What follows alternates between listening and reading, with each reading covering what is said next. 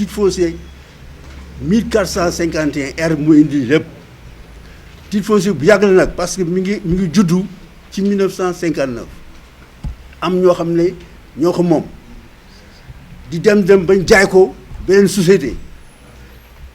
SAEM Kébé boo xam ne bi Djily Mbaye moo ko moomoon ñi dem ba yàgg cour suprême tribunal bu Kaolack toj njaay moomule delloo ko ay boromam loolu nag mooy indi problème bi yëpp waaw dem na ba 1978 79 la ko Djily Mbaye jëndoon ñu dem ba 2012 ñu nangu ko delloo ko borom c'est-à-dire tribunal moo cassé atte boobule ne dañ ko delloo titre nañ ko delloo seeni borom ñu dellu si ci mais bi ko Djily Mbaye a yoree en 1988 Djily Mbaye dafa def ñaari pàcc moo ko tuddee ci sama œuvre parcelle A parcelle B état bi ne ko damaa soxla parcelle B bi ñun nañu échanger nañ weccee ma jox la benn parcelle bu nekk Fann Mermoz nga jox ma parcelle B 88 la woon de ñu d'accord donc xam nga ne titre foncier bi wàññeeku na parcelle B bi léegi état moo ko moom parce que dafa jox benn parcelle fële ci Fann Mermoz Djily Mbaye mu des parcelle A boobu la 1997 ñu def ci li ñuy wax expropriation pour culture publique mooy boo xam ne njëriñu mbooloo njëriñu askanu mën naa may nguur mu ne suuf si même bu fekkee yéen ko moom te constitution bi may leen ngeen droit na kenn du ko laal man nguur gi pour intérêt askan wi dama soxla suuf si da ngeen ma koy jaay par force loolu mooy expropriation pour cause d'utilité publique parce que foofu HLM dafa waroon def ay Parcelles Assainies donc cause du public mi ngi noonu ñu ne léegi nag parcelle A boobu dañ koy exproprier dañ koy foqati ci kii mais nag duñ ko foqati noonu parce que day am indemnité juste et préalable bu ñu ko war a fay mooy li ñu koy weccee 94 millions foofu lu jógee mais li ci nekk moo di ne ba nga xamee ne def nañ loolu boobu ci Djily Mbaye moo ko moomoon mu ngi nekk 97 Djily Mbaye moom ko ñu exproprier ko ci turam donc parcelle BA boobule day fekki parcelle B parce que bële état moo ko moom léegi état moom titre foncier bi yëpp à partir de 97 bu fayee nee nañu ne en 2001 lañu def acte d'acquiescement pour Djily Mbaye 2001 acte d'acquiescement mooy acte boo xam ne état reconnu ne yoreel naa diw nangam parce que jël naa suufam ñu ngi ko fay en octobre 2009 de 2001 ba 2009 lañ soog a fay Djily Mbaye donc ba ñu ko fayee désormais Djily amatu fa dara état moom lépp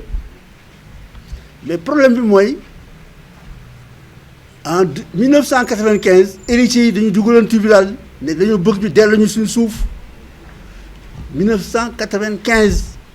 dañoo bëgg suuf si njaay mi ñu toj ko dellu ñu suñu alal ñu dem tribunal jékki wàcc dem tribunal jékki wàcc ba le 9 février 2012 cour d'appel bu Kaolack ne léegi toj nañu wante bi dàq nañu wante bi Djily Mbaye bu matu ko nañ ko delloo seeni borom mooy ñi nga xam ne ñoo ko moomoon mais loolu day indi benn situation donc héritiers yi jotaat nañu seen alal ñu ne léegi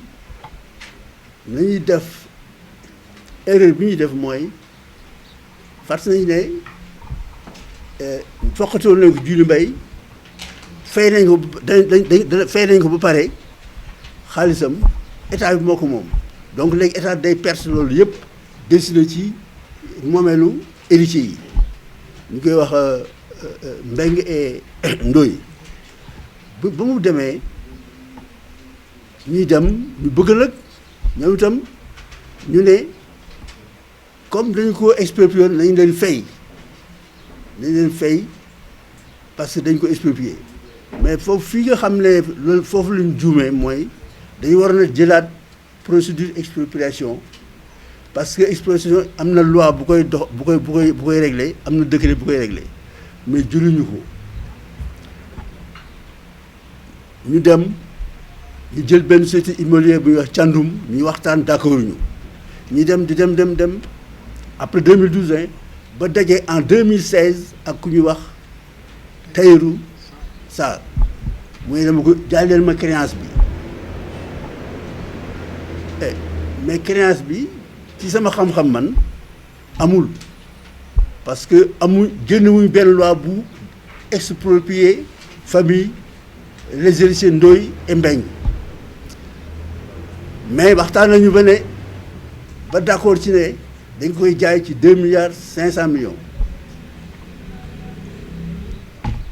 alors fi nga xam ne moo xaw a lëndëm mooy xamuñu créance bi ñaata lay doon mais nangu na ko jënd ci 2,5 milliards fay seen avocat ay frais muy 300 millions fay courtier bi loolu moo dox seen diggante 50 millions loolu yëpp mu gàdd ko moom Tahirou Sarr fay ko ñu dem c'était le 10 juin 2016 le 21 août 2017 donc un an après le commission bi nga xam ne loi bi moo ko prévoir ñu ko tuddee commission de conciliation ñu dajee pour fixer enfin le montant de la créance donc oui c'est un an après la ñuy xam créance bi ñaata la foofu la ñu di wax ne 37 000 francs le mètre carré bu ñu ko appliqué ci superficie bi dañu 94 milliards 94 milliards la ñu décidé moom la ñuy indemniser kii mais amul benn base légale parce que amul décret d'expropriation amul dara ñu ne 94 milliards may laaj bu fekkoon ne héritiers yi xam nañu ne seen créance c'est 94 milliards est-ce que dañu ko jaayee 2,5 milliards mais dañ ko jaay ba pare ñu dem fixer montant créance bi 94 milliards le 21 août tenez-vous bien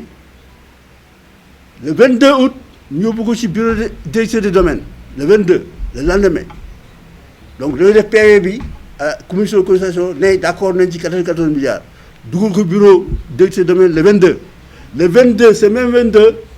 le directeur des domaines signe les deux acquiescements 46 milliards 44 milliards muy 22 le 23 mu yónnee ko bureau Ngor Almadi ñu enregistré ko foofu recouvrement le 31 ñu commencé di fay 21 31 ça fait 10 jours te gis naa ci rapport commission d'enquête ne Tahirou Sarr nee na depuis 1990 mi ngi jënd ñu ngi koy jaay avec les familles lébu là parce que dañ leen di yàq fay il a dit même dans le même rapport que ne même am na créance yoo xam ne depuis 1960 moom mu ngi koy jënd Djily Mbaye bi ñu ko exproprié ñu ko def acte d'acquisition en septembre 2001 mu téye ko ba octobre 2009 ñu su ko fay mais kii c'est en 10 jours commencé ñu ubbi les caisses du trésor di commencé di fay en un an ils ont payé 2 milliards et quelques etc. Mais attention, c'est qu'il y a un tribunal avait refusé l'homologation de la créance parce qu'il y avait des héritiers qui n'étaient pas d'accord avec la créance d'accord luñu ci créance bi mu ne duñ ko homologué réseau bi nag bind directeur nañ arrêté parce que vraiment comme il y a ce problème là et cetera foofu la arrêt bi di jógee tax ñu taxawal mais déjà fay nañu 2 milliards 800 millions et quelques yoo xam ne yi c'est une série de paiements sur une durée de moins d'un an alors qu'il y a des créances d'après Tahirou Sarr qui datent de 1960 il y a des créances qui datent des années 90 avec les familles lébou mais fii moom ça a été vraiment un fast track avant la lettre quoi il faut aller vite pour sortir l'argent